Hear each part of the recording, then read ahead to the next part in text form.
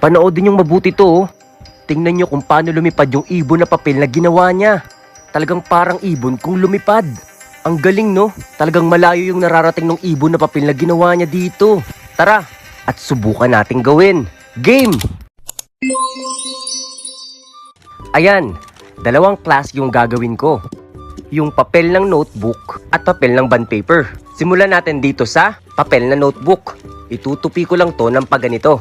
Dapat ay pantay na pantay.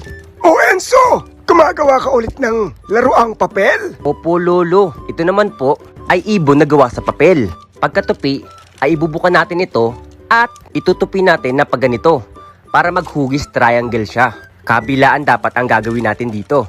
Yan, na parang ganito. Yan ba yung ibon na gawa sa papel? Opo, Lolo, at lumilipad po ito na parang ibon talaga. Wow, talaga gusto kong makita. Talaga po, Lolo? Oo. Sige po, bali yung pinakatusok ng triangle na to ibababa natin papunta dito. Yan, nakapantay dapat po ito sa pinakaguhit na parang ganito. At itutupi po ulit natin ito ng pababa, Lolo. Magkabilaan din po.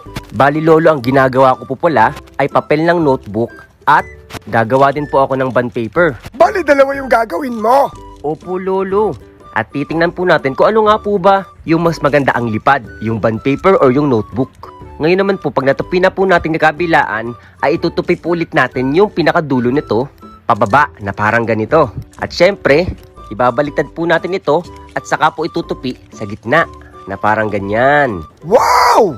Lolo, anong team po kayo? Team bond paper or team notebook? Pag-iisipan ko. Sige po, Lolo, tuturo ka po muna sa kanila to. Balik kapag natupi na natin ito, ay tutupi ulit natin pababa at ibabaliktad natin at itutupi natin para maipantay yung pinakapakpak nito. Yan, tingnan nyo, gawa na. Ngayon naman ay pipisil-pisilin natin yung pinaka papel na to. At ikukurba natin na parang hugis pakpak ng ibon. Yan, kabilaan po yan, Lolo. Para talagang lumipad ito ng napakalayo. Bali, Lolo, nakapag-isip na po ba kayo? Nung team ko. Opo, Lolo. Ano po bang team nyo? Team bond paper or team notebook? Ako yung team bond paper. Eh di sa akin na po yung notebook, Lolo. Siyempre, team notebook ka, team bond paper ako. Eh sila kaya po, Lolo. Ano po kayang team nila? Sige nga, i-comment nyo nga dito.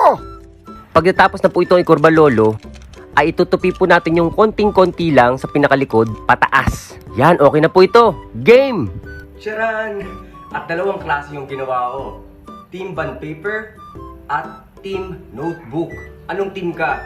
At alin kaya dito sa dalawang ito yung malayo ang malilipad? Game, paliparin na natin.